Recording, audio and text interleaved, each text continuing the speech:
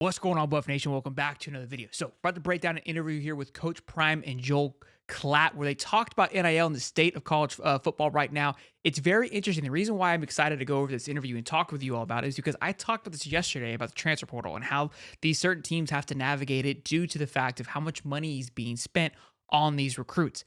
It's a very great article. There's another part that we're going to talk about on, kind of how do we fix it? How do you kind of change the future of the NIL and what the NIL has actually become? And I'll kind of break it down in case some people are a little confused about the process of exactly what they're trying to say here, because coaches, in my opinion, are becoming much more transparent of their opinions of how things are going. 2 or 3 years ago, coaches would allude to tampering, or they would allude to kids being paid. Now that the NIL is here, NIL, which you'll see what I mean by that in a minute, it's much more in your face, but it's still a dirty game. It's not as clean as it should be. And again, Coach Prime explains it very well. And I'm going to try to even crack that show open just a little bit more. Take a listen and then we'll break it down. NIL is not a problem with me. Collectives are. Let's talk about NIL. Name, image, and likeness. What kid let's just take the high school part first, that is notable enough that a CEO of a major company is going to lay it on the line for a kid that ain't nobody know? Not many. There you go. So it's not NIL. It may be 4 guys in all of college football that we've seen on a commercial nationally. We happen to have probably 2 of them here, okay? Shador and Travis. NIL, they're killing it. Collectives, you could be Tom, Dick, Harry, and Larry, and you just put a bag together. Yeah. Boosters or whatever, whoever does it, and try to solicit these kids to come to your university. Who is that helping? I want the kid to get compensated. I want him to be straight, by all means. But you got to balance the fine line. Is he still going to want it like that when you've just given him that and he didn't have to earn it? I wish it was a kind of a way to measure your ability and what you bring to the table. Yeah. Before. Yeah. And I have no. So huge here, right? It breaks it down beautifully. The NIL, what it was intended for was name, image, and likeness, meaning based on your performance, based on how well you did, based on jersey sales, you could start to accumulate sponsorships. Like, hey, this guy's popping off here. We want to give him a local Sonny's Barbecue sponsorship or a local bagels sponsorship. And there's been some schools, you've seen it, right? What he was alluding to, 4 or 5 guys, Shador, Shiloh, Travis, Caleb Williams, they've been on national TV for Wendy's, Aflac, the yoga commercial, right? Those are actual NIL opportunities. Like, hey, based on your name, image, and likeness, you are extremely popular and it's worth investing in you, giving money to you. Before, just because you were popular, you technically weren't allowed to accept funds. You weren't able to do commercials. If you did, it was for free, right? So now this is the whole point of the NIL, was for allow these kids that, because the schools are making so much money off of these jersey sales and whatnot and their last name, they should be able to do that. Completely fine. Go out there, make content. You can make money off your content. All those things, fantastic. That was the goal. And look, that is happening, but it's not happening to the scale like people want to make it believe, right? Because high school kids are being paid. And what do you mean by Tom, Jerry, and Perry putting together a collective? They'll go put a collective together, give it a name, right? We'll call it Bama Nation. And now Bama Nation can sponsor these young kids, right? They're the new KFC or McDonald's. But they're not doing anything. They're not going out for commercials. They're not actually they'll put on a piece of contract like, hey, you got to show up to this event for two times a year and sign six autographs, and then you're good to go. But here's $250,000 as you were.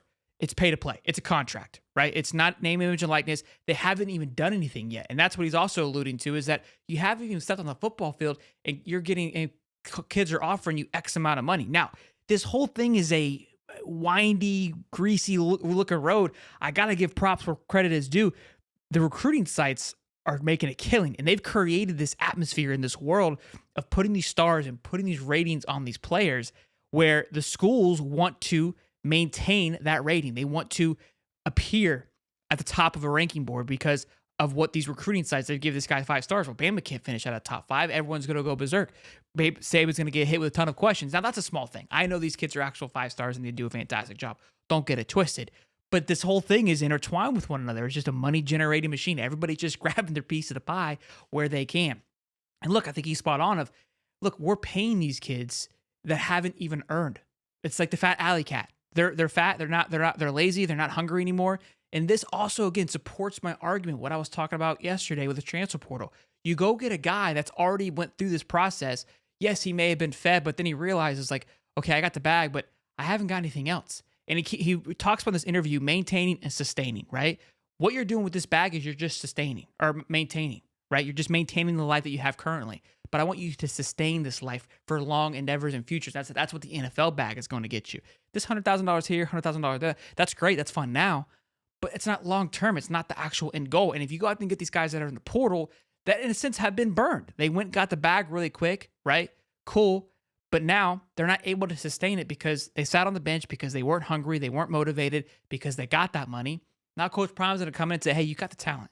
Do you want to play here and earn the right way and get it done and go make a big bag? And look, you perform well. We have this bag here, this collective here that will benefit you in a certain way. Yes, absolutely.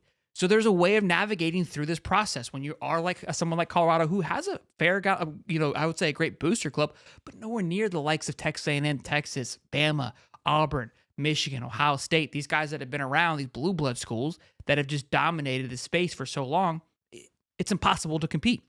So what do? You got to find nicks and crannies to get through that. And that's exactly what he's talking about here. Here's kind of his thought. And I've said this before too, because it's blatantly in your face, pay to play. Well, how do you fix it?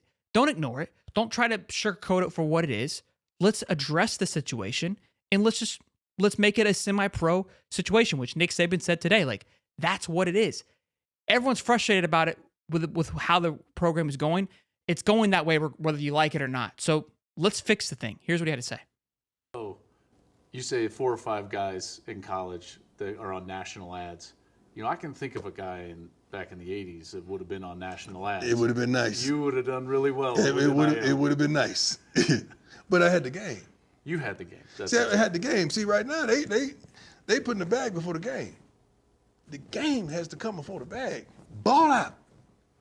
We want to give it to you when you ball. I wouldn't mind if it was play like objectives. Sure. Yeah. Almost contractual. There you go. Yeah. Then you'll know. Performance bonuses, things of that nature. Yeah, most definitely. I would like that involved because I want them to be happy. I want them to be comfortable. I don't want them to be filthy rich. Yeah. I'm not going to lie to you because I don't want that taken away from this because I want you to longevity, man. I want you to get that NFL bag. I want you to Imagine, right? It becomes more contractual, right? Where it's like, hey, you come here, we're going to sign you to a 2-year deal, meaning you can't dip out next year. I think that's a big thing that I've been stating for quite some time now is that I shouldn't spend all this time and effort for you that I have to redo this year in and year out. It's going to be a 2-year contract. Here's what you get guaranteed. And then it's going to be performance-based. You're a 5-star guy. Here's what's expected of you to do X, Y, and Z. If you play in X amount of games, right? And if you do these things, you'll be able to make this much. And now each team can change, what's guaranteed, what's not, and you're still going to have a lopsided battle. We have it in the pros. Look what the Dodgers are doing. They're paying out $1 billion for pitchers left and right, and they're backstacking it. You're always going to have somebody that's going to break or bend the rules a bit because they just have more money. It's the world we live in. But you've got to get it a little bit contained as much as you possibly can. And right now, I don't believe it's contained at all. It's just a wild, wild west. Which, look, the kids are not to blame here. You put a process in place, they're going to do what they feel is best. And if you continue to enable it, they're going to take advantage of it. It is what it is. So ultimately, the only people that are really losing here is us, the fans, to a certain extent, because we fall in love with the player and they leave the next year. And then the boosters that are just tossing money at these kids, not realizing like, hey, maybe you could do this a little bit better, right? But because that's all like kind of behind the scenes and through these collectives, nobody's really contractually bound to do anything. You can always back out of it if you don't like the way that it is. So very great interview here. I loved, again, his transparency from Coach Prime. I want to hear from you guys, though, your thoughts on this whole process of the NIL. Are you familiar with it? Again, like how much do you know about it? Do you agree that it's gotten a little messy?